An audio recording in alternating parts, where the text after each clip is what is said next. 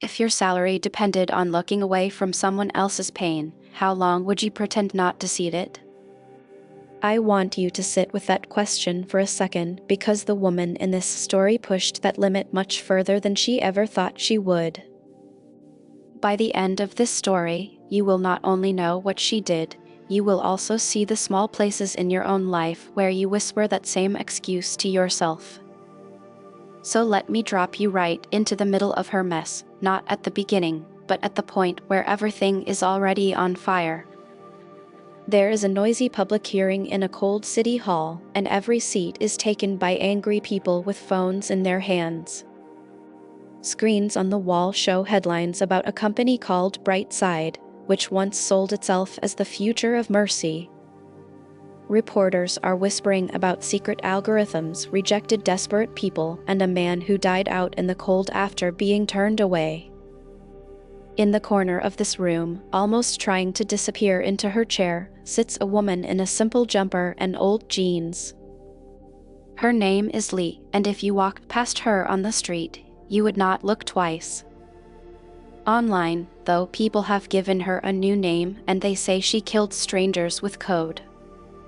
She is not in handcuffs, there is no blood on her hands, but the way the crowd stares at her, you would think she was on trial for something worse than that. While the officials shuffle papers and adjust microphones, let me pull you closer and introduce her properly. Lee is in her early 30s, with tired eyes and hair tied back in a way that says she used to care more about how she looked than she does today. She used to be the clever one in her family, the girl who escaped the small town and came back for holidays with a laptop and stories about the city. Her parents used to tell friends that their daughter was doing important work in tech, helping people who had nothing. Right now, though, her parents are at home on a sagging sofa, watching this hearing on a cheap television with the sound turned up. Her mother is gripping the remote so hard her knuckles are white, and her father keeps asking if this can really be about their little girl. On Lee's phone, which is face down on the desk in front of her, there is a fresh message from an ex who never really understood her job. The message says, in that mix of blame and gossip that people love, "So this is what you were doing on all those late nights." Before we judge her, and before we forgive her, we need to rewind to the part where she still believed she was one of the good people. Lee did not grow up rich, and she did not grow up cruel. She grew up in a place where bills were always a little late and neighbors helped each other when they could. She was the first in her family to go to university, and there she learned that numbers could be like little spells that moved money and power around. She loved the idea that data could be used to spot who needed help the most and send support straight to them. When Brightside hired her, it felt like a dream, because they said they wanted to use algorithms to give second chances to people the old system had thrown away. Their office had plants, free coffee, and big slogans on the walls about hope and fairness and seeing the invisible. In the early days, Lee walked into that office every morning feeling like a kind of quiet hero with a laptop instead of a cape. Her job sounded simple when they explained it: build a scoring system that decides who gets a quick micro grant, who goes on a waiting list, and who gets rejected. She was told that if they gave money to the right people at the right time, they could stop problems before they turned into disasters. The first version of her model went live and the numbers looked good, at least on the dashboard. User growth went up, repayment rates looked solid, and her manager patted her on the back in meetings and called her the secret weapon. Articles started to appear online, praising Brightside as a shining answer to cold banks and slow charities. At an all-hands meeting, the chief executive put Lee's face on a slide and called her one of the minds behind their miracle. This is the kind of talent that lets us change lives at scale. People clapped, someone whistled, and Lee forced a shy smile while her heart bounced between pride and fear. That night, she posted a photo of the office on her social feed with a caption about using code to make the world kinder. Friends sent hearts and messages saying how proud they were and how inspiring her work sounded. What she did not post was a little knot in her stomach that had started to form when she looked too closely at some of the data. Because under the nice averages and pretty graphs, she saw something that bothered her, even if she did not want to name it yet. People from some neighborhoods were getting rejected much more often than others, even when their basic numbers were the same. People who had moved many times, or who had gaps in their work history, were quietly pushed into the high-risk bucket. It was like the system had learned to treat chaos and struggle as signs that a person was not worth the risk. Lee raised this in a meeting with a risk team, with a shaky voice and a neat slide deck in neutral colors. She showed charts that made it clear that the algorithm was leaning hard on things that were tied to poverty and old discrimination. We knew there would be noise in the early data. The question is whether this is noise or whether this breaks the business. That line came from the head of risk, a man who looked calm in every storm because his bonus depended on it. They agreed that Lee would prepare a full bias report for the next board review, with clear language about what was wrong and what needed to change. For a week she worked late, digging deeper, and the more she saw, the less heroic she felt. Her model was not simply ranking requests, it was copying an old habit of the world, which is to trust those who already look stable and to doubt those who are already on the edge. In draft after draft of that report, she wrote strong words about structural unfairness and how their system punished people for having messy lives. Then came the night before the big meeting, and with it came a quiet, ugly little choice that would follow her for years. She was alone at her desk, the office almost empty, the bias report open on her screen, and a message from her manager glowing on her phone. We need the board to stay excited, so keep it balanced. Show positives first, and do not scare them off. Lee looked at one chart in particular, a bar graph that shouted in simple blocks how much more often they rejected people from certain postcodes. She knew that if she showed this chart exactly as it was, someone in that room would panic about regulation and lawsuits.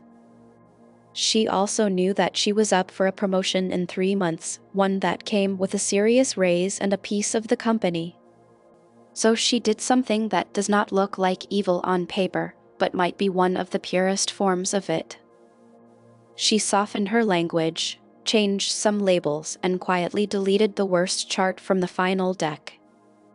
The next day, when she stood in front of the board and walked them through the report, nobody saw the slide that was missing. She talked about early signs of imbalance, but she wrapped it in words like minor, manageable, and under review. So no major red flags here, just things to keep an eye on while we scale. Heads nodded, the chief executive smiled, and the meeting moved on to talk about new markets and glowing testimonials. Lee walked out with a headache and a fake calm, telling herself that it was better to keep her place at the table so she could fix things slowly. That little lie was the first time she put profit and comfort above the strangers who were begging their app for help, and she knew it, even if she tried not to think about it. From there, the pattern became easier, the way bad habits always do once you cross that first line. She worked hard, she tuned the model, she hit every target her boss asked for, and she pushed away the dirt that stuck to her hands from the decisions the system made. In the team chat, when she was tired and hungry, she joined in with jokes about some of the more dramatic user messages. Look at this one. This person wants to rent money but spends on games. Someone would post a message, and others would react with sarcasm, and Lee would type a small comment like a sigh she did not want to admit she was making. Once, after a long day, she wrote that some people seemed to be professional victims, always in crisis but never changing. She hit send, winced at herself, and then let the chat scroll past until it disappeared under other noise. On her public feed, she still posted about impact and fairness and how proud she was to work on something that helped people. She used the phrase changing lives at scale more than once, and it always got good reactions. Now I want to bring you to one name in her system, one man who will be the thread that pulls all of this apart. His name is Darren, and he is the kind of person the old system was never kind to.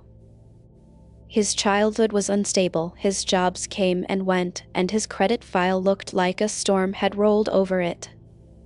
When he first opened the Brightside app, he did it with hands that were already shaking from stress and cold. He filled in his details on a cheap phone, trying to be honest but also trying to make himself look less risky than he knew he appeared on paper. He hit submit and stared at the loading circle like it was a slot machine that might spit out his last chance. The algorithm that Lee built took his data, mixed it with the ghosts of 1,000 other lives, and produced a score. The score was low, too low for a quick grant, and too low even for a place on the waiting list that week. On his screen, a gentle message appeared, thanking him for his interest and telling him that his request could not be approved. To Brightside, he was now one more line in a table marked high risk, and to Darren, it meant that his rent would not be paid. He tried again a few days later after selling some things to buy time, and the answer was the same. Then he did what desperate people do when polite forms fail. He tried to be louder. He left a long voicemail on the customer support line, his voice rough, his words messy but clear in their fear. If I do not get that money this week, I am out on the street. I am serious. I have nowhere else to go. That voicemail ended up in a shared folder, and one afternoon Lee listened to it while eating a tasteless salad at her desk. She felt a sting in her chest when he spoke about the cold and about a room that had started to feel like the last safe place in his world. For a moment she opened an internal tool, one that allowed manual overrides in rare cases. Her cursor hovered over the override button for his account, a single click that could move him from rejected to approved. In her head she heard her manager's voice, warning her that if they started making exceptions, the model would break and the whole system would become unstable. She'd imagined a queue of people like Darren, all wanting the special pass, all with stories that hurt to hear. Her stomach knotted, she took her hand off the mouse, and she closed the window. She told herself that if she helped him, she would have to help everyone, and then there would be nothing left for anyone. That sentence, which sounds so reasonable on the surface, is one she will replay in her mind again and again later. She went back to her salad, chewed without tasting, and tried to focus on a new experiment to improve repayment predictions. Darren, meanwhile, kept sinking one late notice at a time until notices turned into an eviction date. I wish I could tell you that someone else stepped in, that a neighbor, or a charity, or a miracle appeared. They did not. On a bitter winter night, after too many doors had closed, he ran out of couches to sleep on and roofs to hide under. His last posts talked about Brightside, about being turned away again, and about feeling like an invisible error in a system that never saw his face. He was found the next morning, curled up in a doorway, his body no longer fighting the cold. At first, it was just another local tragedy, the kind that passes quickly unless someone connects it to a bigger story. But someone did. An online journalist picked up his name, connected it to the posts, and then to the screenshots he had shared of his rejection messages. Articles started to spread, asking if a tech company had helped push a man into the street and whether a line of code could kill. People began to share their own screenshots of rejections, and a hashtag grew almost overnight. In the Brightside office, screens filled with alerts and the calm slogans on the walls began to feel like taunts. Lee watched as her work was dragged into the light, but at first, the blame was still spread out, vague and cloudy. The company put out a statement, full of careful phrases about regrettable outcomes and complex factors beyond their control. We follow all laws and work hard to support the most responsible users while managing risk. Inside, there were emergency meetings with lawyers and public relations people who spoke fluent damage control. Lee sat in one of those rooms, listening to them talk about narrative and framing and how to calm the market. On her laptop, hidden under a blank window, were files she had been pulling together for days because guilt had finally pushed her in a different direction. She had logs showing how her model punished chaos, even when chaos was tied to things like unstable housing and bad past luck rather than current intent. She had drafts of the original bias report, the one with the scary chart she had deleted. She had chat logs with the jokes and the phrase professional victims glowing at her like a curse. She knew that if the world saw these, they would see exactly how ugly the machine looked from the inside. She also knew that if she kept them hidden, she would be choosing once again to protect herself and her company instead of the people on the wrong side of her scores. One night, with the city outside lit by angry notifications and flashing banners, Lee sent those files to an investigative reporter. She did it from a cheap second-hand laptop, not her work machine, her fingers shaking as she dragged the files into the message window. She did not sign her name, but the details inside were so specific that part of her knew they would not stay anonymous forever. The story that followed was sharp and simple, the kind that cuts deep because it is easy to understand. It said that Brightside had built an algorithm that quietly rejected the people most in need, and that they had seen internal warnings and chosen growth instead. It showed the missing chart, the one with the postcodes, and it quoted internal language about acceptable trade-offs. It even included a screenshot of that cruel little professional victims joke from the team chat. For a brief moment, it seemed like the whole storm would hit the company as a whole, as if the building itself was on trial. People called for regulations, for audits, for the chief executive to resign, and for the board to pay damages to families like Darren's. Lee read the comments, feeling sick and a little hopeful because at least the truth was out, at least the machine had been named. Brightside did what companies often do when cornered. It looked for a single body to place on the altar of public anger. Lawyers and public relations experts worked through the night, picking out parts of the leak that would be most useful if they wanted to blame an individual. They found Lee's name in some of the files, in old emails where she talked about improving performance and reducing default risk. They painted a story in which she was a rogue engineer who had pushed her model too far, without enough oversight. An individual employee failed to follow internal guidelines, and we are deeply disappointed by this breach of trust. They leaked selected emails that made her look cold and obsessed with metrics, and they left out the parts where she argued for softer rules. Suddenly, the public gaze that had been pointed at the company turned and locked onto her. Her face, grabbed from a conference photo, started appearing in articles and angry posts with captions that called her the angel of death for the desperate. Her inbox filled with threats and curses, her old classmates sent confused messages, and her parents stopped opening the curtains during the day. Brightside fired her, of course, with a statement about taking this very seriously and reviewing all processes. Other companies in the same field quietly added her name to their internal lists of people they would never hire. Lee went from being a quiet hero in her own mind to being an outcast in a matter of weeks. At this point in a story, a lot of people want a clean line between villain and hero because it feels safer that way. You might want to hate her and move on, or you might want to forgive her quickly and blame only the system. She wanted that too. At first, she looked for cheap ways to feel like a good person again, the way many of us do when we feel the heat of our own guilt. She sent anonymous donations to charities that worked with homeless people, and she watched her bank balance drop like a kind of penance. She tried volunteering at a shelter one weekend, but she felt out of place and raw, and she did not go back the next week. She wrote long notes to herself, listing all the ways the company, the market, the regulators, and bad luck shared in the blame. She wrote over and over that everyone was responsible, not just her, and there was some truth in that, but also a lot of avoidance. None of it worked. No matter how much she gave, and no matter how many words she wrote, the image of that missing slide and Darren's voicemail sat in her mind like a stone.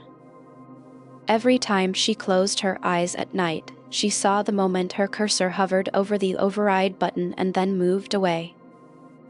This is the part where the story could have ended with her disappearing, living the rest of her life in quiet shame, but that is not what happened. One day, a legal aid group invited her to a meeting, not to comfort her, but because they needed someone who understood how Brightside's algorithm worked. They were trying to help people who had been rejected challenge those decisions, and they were hitting a wall of secrecy. Lee walked into that small room above a busy street feeling like she did not deserve to be there. Around the table sat people who had lost homes, jobs, or chances, all with stories that echoed Darren's in different ways. Some of them recognized her from the news and stared at her with open hatred. So this is the one who decided we were not worth it. The organizer did not ask anyone to be nice to her. They just said that she knew the system and that knowledge could be useful. For the first time, Lee was not the center of the scene, she was a tool, and that felt strangely right. She began to explain, in plain language, how the algorithm weighed certain factors and how appeals might be framed to expose those choices. She showed them how to read the vague rejection letters and map them back to real thresholds inside the model. She helped lawyers draft questions for regulators, questions that forced Brightside to open up more of their logic. Some nights she went home feeling a tiny bit lighter, and then she would see another angry comment about her online and sink again. She reached out to Darren's sister, not to ask for forgiveness, but because she felt that this woman had a right to ask her anything. Why did you think my brother was less worthy of help than someone with a better postcode? Lee could not hide behind the word we. She had to say I, and she had to say that she chose to soften that report and to look away from his file. I do not forgive you, and I do not care how bad you feel now. That call did not end with a hug or a promise or a sense of closure. It ended with a click and a silence that rang in her ears. Real atonement does not always come with warm feelings, and sometimes it actually makes you feel worse, because you finally stop hiding from what you did. When the regulators set up a formal inquiry, Lee was asked to testify, and she could have refused or played the same careful game the company had taught her. Instead, she chose to show up and tell the truth in a way that hurt her as much as it hurt them. This brings us back to that cold city hall where we started, with Lee in the corner and everyone waiting. Her name is called and she walks to the front, the room buzzing with low voices and pointed looks. She sits, takes the oath, and for a moment her hands shake so badly that she has to grip the edge of the table to steady herself. The officials begin with easy questions about her role and her job title, the kind of things she could answer even in her sleep. Then someone asks when she first realized that the model was biased against certain groups, and the air in the room tightens. Lee looks straight ahead and says that she knew from the early data, that she wrote a report, and that she removed the worst chart. She says that she wanted to protect the company and her own career, and that she told herself a story about fixing things later. She lists the small choices, not just the big ones, the late-night jokes, the silent reading of desperate messages, and the times she did not press that override button. She also names the executives who pushed for harder lines and for tighter risk thresholds, even when warning signs appeared. She makes it clear that the system was not a ghost, it was a set of choices made by real people at desks, people who liked their comfort and their bonuses. Some of those people are sitting in the room, their faces tight, their lawyers whispering in their ears. Lee does not let herself say we when she means I, and she does not let the room pretend that the system was some wild creature beyond human control. When the session pauses, some of the people who were hurt by Brightside still glare at her, and some refuse to look at her at all. She does not get a round of applause, and she does not become a hero. She walks back to her seat carrying the same heavy weight, just with fewer lies wrapped around it. That is the thing about real atonement. It is less about feeling forgiven and more about refusing to keep hiding behind comfortable stories. After the hearing, Lee does not get a new glamorous job. There is no neat career glow-up waiting for her. Most tech companies still see her as a risk, a whistleblower, or a public relations nightmare. She ends up working with watchdog groups and small public bodies, helping them understand algorithms so they can ask better questions. She builds simple tools that let ordinary people see in plain words why they were rejected by automated systems. She mentors younger engineers, telling them openly about the slide she deleted and the button she did not press. She tells them that the real test is not whether they know what fairness means in theory, but whether they are willing to risk their comfort when they see unfairness in practice. She remains small in the grand scheme of things. The market still moves, and companies still ship new models, new apps, and new ways to sort humans. Darren is still gone, and nothing she does can change that, and that fact will never stop hurting.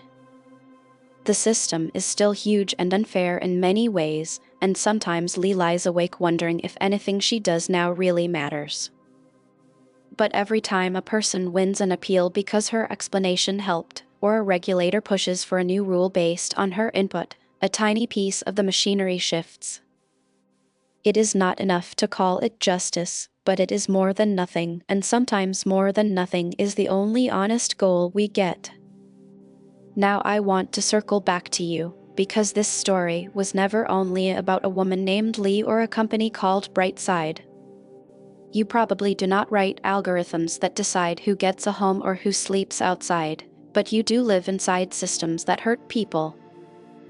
Maybe in your job you see small wrongs and tell yourself that you are too junior, too busy, or too scared to say anything. Maybe in your family or your friend group you watch someone get treated badly and you decide you do not want to start drama. Maybe online you see lies spread about someone, and you know a simple comment could correct it, but you stay quiet because you do not want the heat.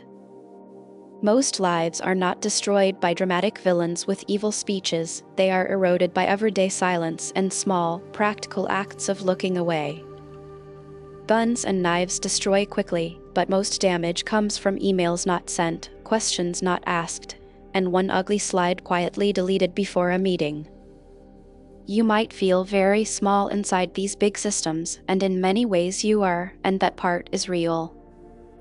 The trick, and the burden, is to notice where that feeling of being small becomes an excuse you lean on so you can keep your own comfort.